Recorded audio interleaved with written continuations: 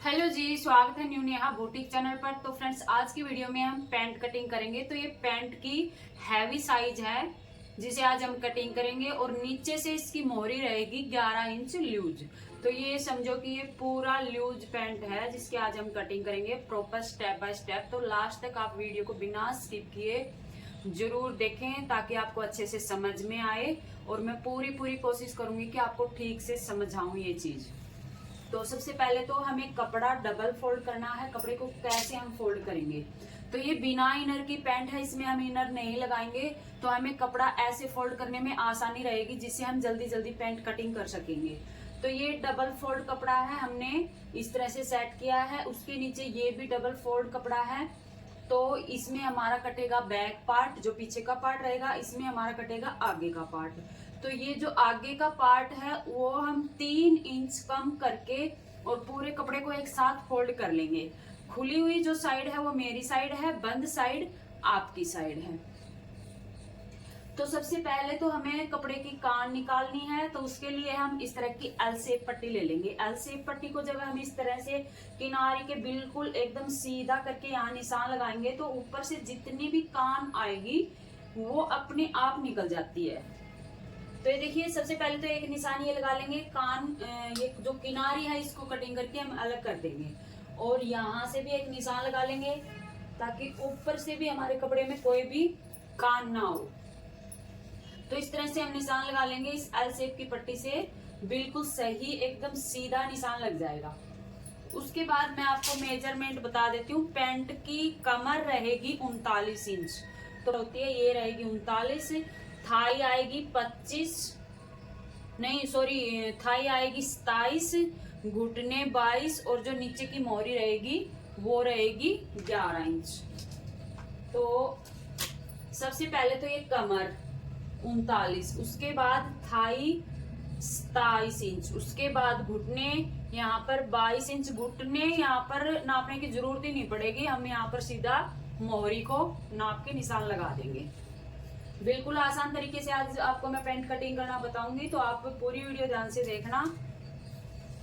तो जैसे कि हमारी कमर है 39, तो उसका हम 4th पार्ट करेंगे। सीधा सीधा 4th पार्ट करेंगे तो यहाँ पर आ जाता है 10 से 2 पॉइंट कम, यानी कि आप बोल सकते हैं पौनी 10 इंच पे हमने निशान लगा लिया। उसके बाद 2 इंच हम और लगाएंगे, ये होगा हमारी पैंट में लूजिंग के लिए। तो यहाँ पर टोटल हमने निशान लगा लिया है 12 इंच पर। अब यही 12 इंच हम यहाँ नीचे की साइड लगा लेंगे। तो 12 इंच हमने यहाँ पे लगा लिया। इस निशान को ऊपर तक मिला लेंगे सीधा। अब अगर आपकी हिप यहाँ से हैवी है, सबकी बॉडी शेप अलग अलग होती है, किसी की हिप यहाँ से ज्यादा होती है, किसी की कम होती है, और ज्यादातर हम सेम लेते हैं। यहाँ से 12 लेते हैं तो यहाँ से भी 12 ही लेते हैं। एक आध ऐसा कस्टमर होता है जिसकी हैवी यहाँ से हिप होती है, उसमें हम यहाँ से ½ इंच बढ़ा के 1 इंच बढ़ा के ले सकते हैं, ठीक है। और अगर हिप कम है तो उसमें हम यहाँ से घटा कर भी ले सकते हैं। उसके लिए हमें इस तरह से तिरछा निशान भी लगाना पड़ सकता है, और हैवी है तो इस तरह से भी लगाना पड़ सकता है। अब इसकी हिप है 25, तो यहाँ से हम सीधा ही निशान लगा लेंगे। अब हमें निकालना है आसन। आसन भी हम ऐसे ही निकालते हैं, जितना भी कमर का 4th पार्ट आता है यानी कि चौथा हिस्सा, उसमें हम या तो 1 इंच ऐड कर लेंगे। अगर किसी को बड़ा आसन पहनना है तो हम 1.5 इंच 2 इंच ऐड कर लेंगे। बस इससे ज्यादा होता ही नहीं, किसी में 1, 1.5, 2 यही तक होते हैं। तो हम यहाँ पर निशान लगा लेंगे 11 इंच पर। यूं लगा लो, हमने इसमें 1 से 1.25 इंच तक ऐड कर लिया है, ठीक है। ये निशान लगा लिया। अब थाई का निशान हमारा लगता है इस लाइन पर। इस लाइन को हम एकदम यहाँ तक सीधा कर लेंगे। ये यहाँ तक हमने सीधा कर लिया। यहाँ पर आती है हमारा थाई का निशान। थाई है 27 इंच, 27 में हम 1 इंच ऐड कर लेंगे। 1 इंच ऐड कर लेंगे क्योंकि यहाँ से भी सिलाई में चला जाता है और यहाँ से भी चला जाता है। तो यहाँ पर हम निशान लगा लेंगे 28 इंच पर। तो ये आ गया 14, 14 दूनी 28, तो ये लगा लिया हमने 28 इंच पर। और यहाँ से हम गोलाई दे देंगे इस तरह से ऊपर तक मिला देंगे। अगर आपके पास ये सेपर है, आर्मोल सेपर, तो बहुत ही अच्छी बात है, इससे एकदम अच्छी सी फिनिशिंग आ जाती है। तो इस तरह से हम क्रोच की गोलाई दे देंगे। अगर आपके पास ये नहीं है तो आपको यहाँ से कम 1.25 इंच 1.5 इंच तक गोलाई करनी है।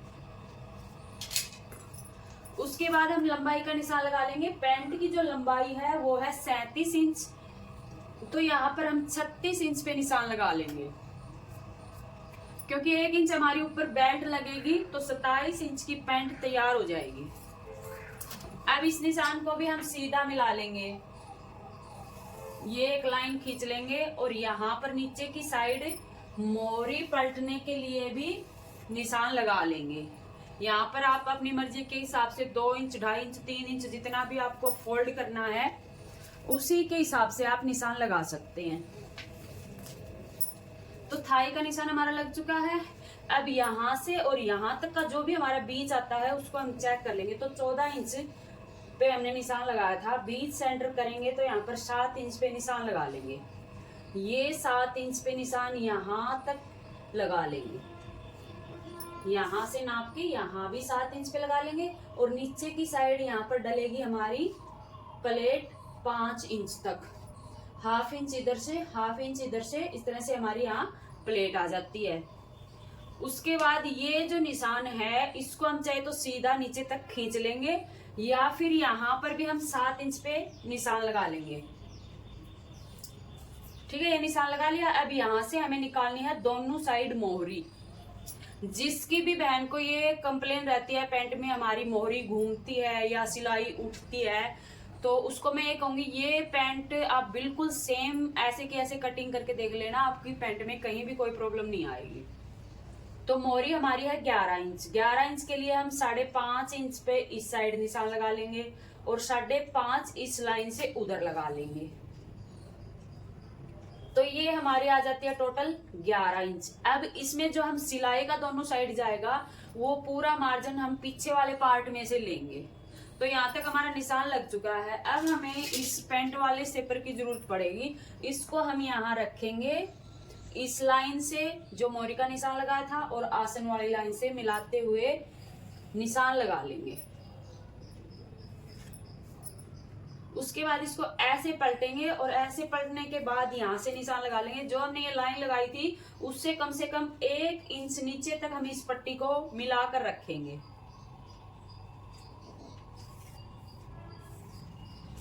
ये हमारा निशान यहाँ तक आ गया। अब उसके बाद यहाँ से भी हल्की सी हमें शेप देनी होती है। इस तरह से पट्टी को रखेंगे और यहाँ से हल्की सी गोलाई करते हुए ऊपर तक मिला लेंगे, तो यहाँ से अच्छी सी गोलाई आ जाएगी पैंट में।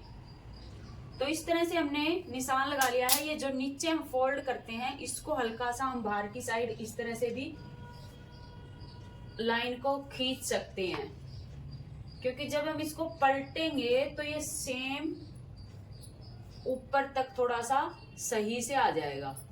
तो हल्का सा इसको हम ऐसे बाहर की साइड से निकाल के खींच लेंगे। तो जैसे कि हमने निशान लगाया है, इसी निशान के ऊपर से हम ऊपर वाले पार्ट को कटिंग कर लेंगे। बाद में हम नीचे वाले पार्ट पे निशान लगाएंगे।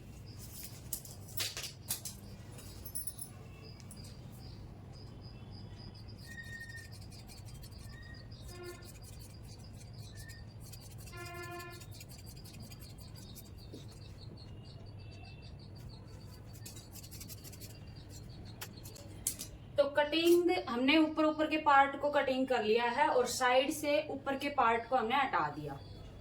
ठीक है, उसके बाद ये जो लाइन है इसको सीधा कर लेंगे, ये लाइन है इसको भी सीधा कर लेंगे।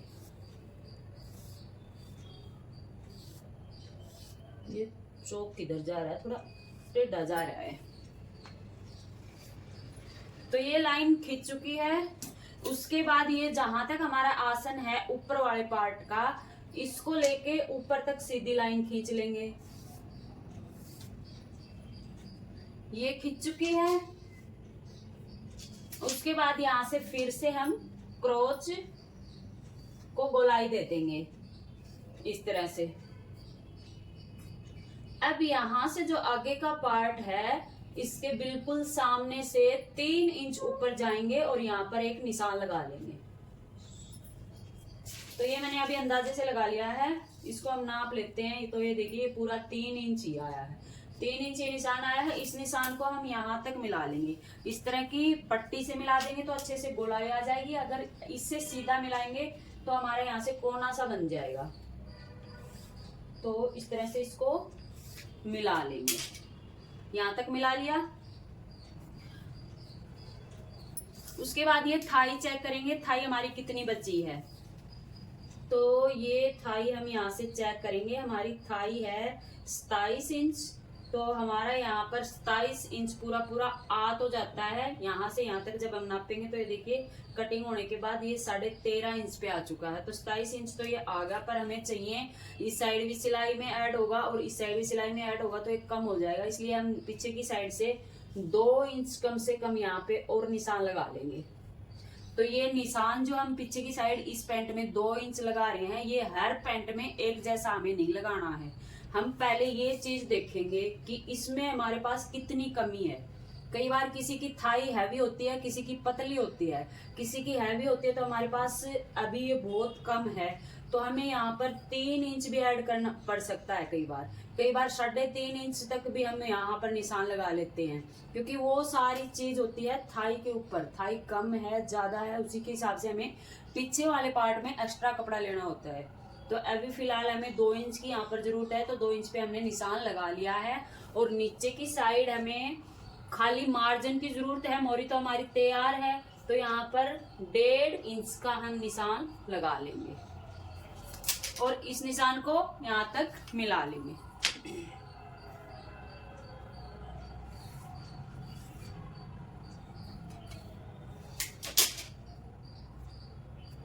तो अभी हमने जो निशान लगाया है सेम तरीके से कटिंग कर लेंगे।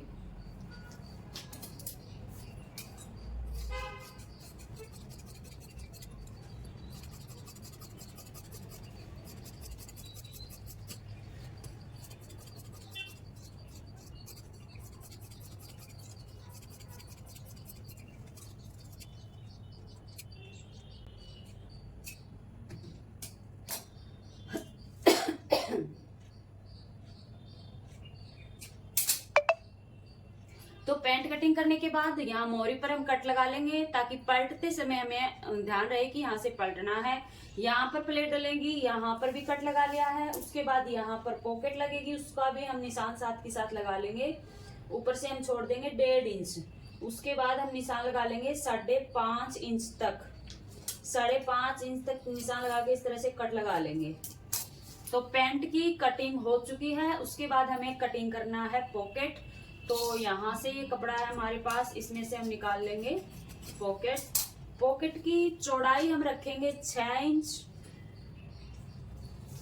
और लंबाई रखेंगे 13.5 इंच। इतनी पॉकेट हमारे पास काफी है।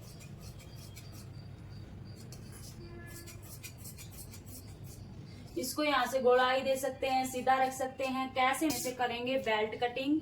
बेल्ट कटिंग के लिए ये जो कपड़ा है इसी को हम डबल फोल्ड कर लेंगे और इसको यहाँ से कटिंग करके अलग कर लेंगे। अब बेल्ट की जो चौड़ाई हम लेते हैं वो लेते हैं अपने इलास्टिक के हिसाब से। तो मेरे पास 1.25 इंच इलास्टिक है, तो यहाँ पर हम 4.5 इंच चौड़ी बेल्ट कटिंग कर लेंगे और लंबाई में हम अंदाजे से ज्यादा ही ले लेंगे। बाकी भी जो कपड़ा बचेगा बाद में कटिंग कर देंगे। तो ये हमारे पास आ जाती है बेल्ट। इसको बीच सेंटर से कटिंग कर लेंगे। अब इस पैंट की में जो भी सिलने में दिक्कत आती है, काफी सारी बहनों को ये कंप्लेन रहती है। एक तो पॉकेट लगाने में, लास्टिक कैसे लगाएं, जो हम आगे से प्लेन रखते हैं और पीछे से चुन्नट वाला वो वाला। और जब ये वाली सिलाई लगाते हैं तो इसमें क्या होता है, एक पार्ट थोड़ा बड़ा हो जाता है, एक छोटा हो जाता है। कई बार ये सिलाई लगाने में भी प्रॉब्लम आती है। यहाँ से पार्ट अभी तो हमने इक्वल करके कटिंग किया है, पर काफी टाइम यहाँ से एक पार्ट बड़ा निकल जाता है। तो ये सारी चीजें क्यों होती हैं, कैसे होती हैं, नेक्स्ट वीडियो में जानेंगे, क्योंकि ये वीडियो काफी लंबी हो चुकी है। तो इसकी सिलाई की वीडियो आपको अगले पार्ट में मिलेगी।